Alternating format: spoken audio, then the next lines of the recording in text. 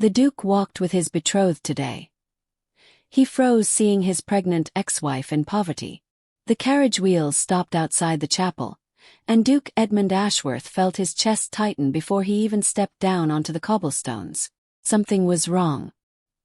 He could feel it the way he used to feel a storm coming before the first cloud appeared. Beside him, Lady Priscilla Hartwell adjusted her gloves and smiled up at him, unaware that his mind had already left her. "You seem distracted, Edmund," she said softly. "Is something troubling you?" "Forgive me," he answered. "I was only thinking of the wedding arrangements." 'Twas a lie. He was thinking of a woman he had not seen in 11 months. A woman whose name he was forbidden to speak in his mother's house. They walked arm in arm down the market street toward the chapel steps, where the banns for their marriage would be read aloud for the second time. Shopkeepers bowed. Children waved ribbons. It should have been a happy morning. Then Edmund saw her. She was standing near the bread stall, wrapped in a coat too thin for the autumn wind. Her hand pressed against the small curve of her stomach. Her face was pale, her cheeks hollow in a way they had never been before. But her eyes, those were unmistakable. Margaret, his wife. His former wife, he corrected himself silently, though the words still felt wrong in his mouth. She saw him at the same moment. For one breath, neither of them moved. Then she turned quickly, pulling her shawl higher, and walked away as fast as her condition allowed. "Edmund!" Priscilla's voice pulled him back. "You've gone pale." "It's nothing," he said. "A woman I once knew." But it was not nothing. It was everything. 2 years earlier, Edmund had married Margaret Doyle against his mother's wishes. She was the daughter of a bookkeeper, not a nobleman, and the Dowager Duchess had never forgiven him for it. When the estate's finances collapsed under mounting debts from Edmund's late father, his mother had insisted there was only one solution: an annulment and a new marriage to a family with enough wealth to save what remained of the Ashworth name. Edmund had fought it for months. But Margaret herself had been the one to end it. "I won't watch you lose everything because of me," she had told him, her voice steady even as her hands trembled.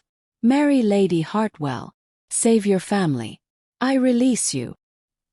He had believed, foolishly, that releasing him meant she no longer loved him. He had let her walk out of the house with a single trunk and no explanation to anyone. He had told himself it was for the best. Now, watching her disappear into the crowd with her hand still pressed protectively over her stomach, a terrible question formed in his mind. A question he was almost afraid to answer. How far along was she? That night Edmund could not sleep. He sat by the window of his study, staring at nothing, until he finally called for his steward, a quiet, loyal man named Thomas Riley. "Find out where Margaret Doyle is living," Edmund said. "Quietly. Tell no one." Thomas hesitated. "Your Grace, if your mother learns." "She won't learn anything unless you tell her." By morning, Thomas returned with an address in the poorest quarter of the city, near the tanneries, where the air always smelled of smoke and rain. Edmund went alone, wearing a plain coat instead of his usual finery, and knocked on a door that barely stayed on its hinges. Margaret opened it. When she saw him, her expression hardened into something between exhaustion and defiance. "You shouldn't be here," she said. "Margaret, please. Just let me speak with you." She stepped aside, not out of welcome, but because arguing on the doorstep would draw attention. Inside, the room was small and nearly bare. A narrow bed, a cold hearth, a single chair. It was nothing like the home he had once given her. "How long have you been living like this?" he asked. "Long enough to manage," she said, lowering herself carefully into the chair, one hand still resting on her stomach. Edmund's throat tightened. "Is the child?" He couldn't finish the question. Margaret looked at him for a long moment, and something in her eyes softened, just slightly before hardening again. "The child is mine to worry about, not yours." "Margaret!" "Don't," she said sharply. "Don't come here and pretend you have any right to ask me that. You let me go, Edmund. You let your mother decide for both of us." "I didn't know you were." "Because I didn't tell you," she snapped. I found out after I'd already left. And I wasn't about to come crawling back to a family that made it clear I was never good enough. The words struck harder than he expected. He had spent months believing he had done the honorable thing by letting her walk away peacefully. He had never once considered that peace could look like this.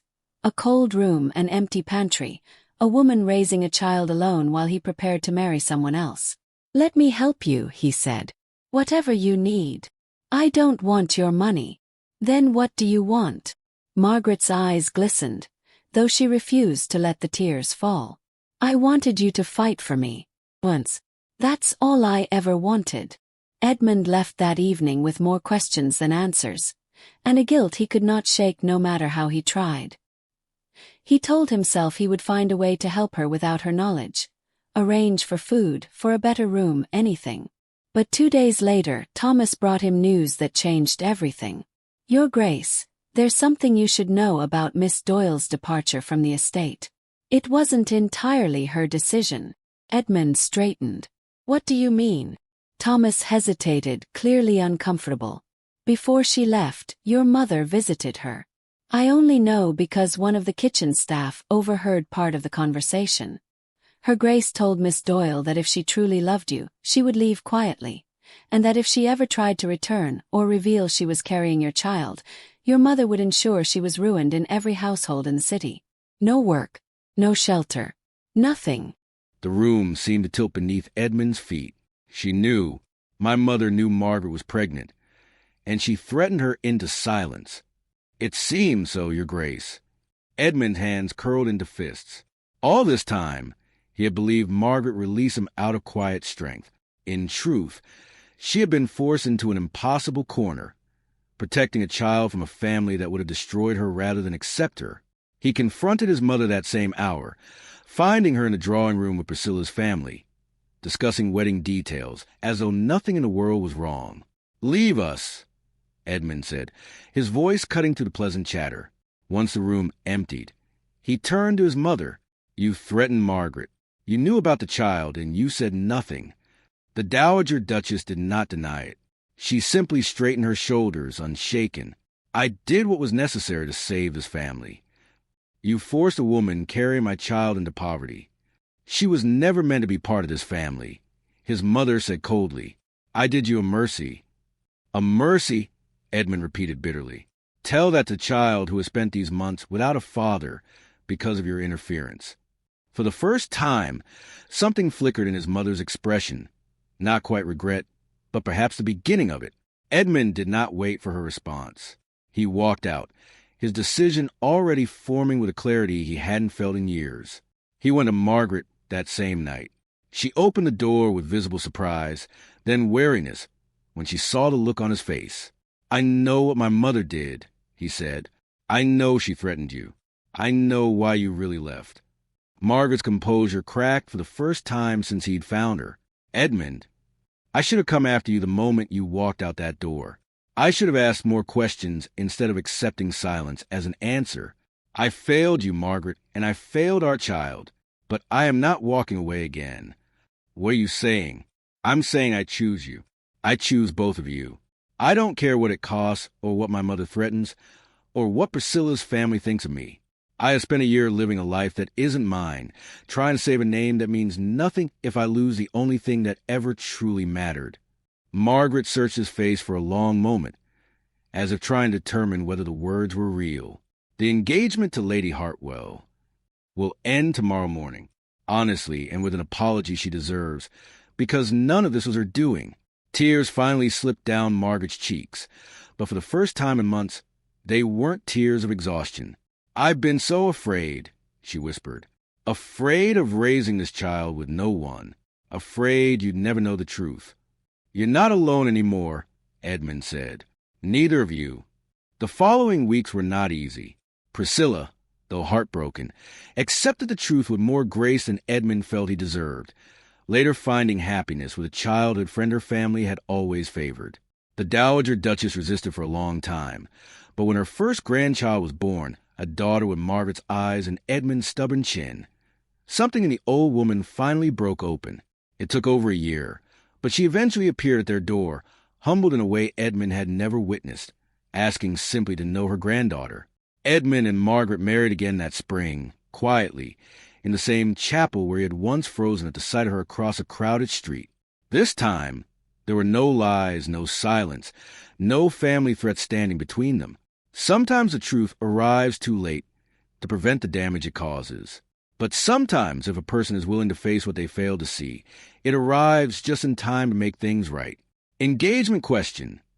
Do you think Edmund could have done more to protect Margaret from the start, or was he a victim of his family's cruelty as much as she was?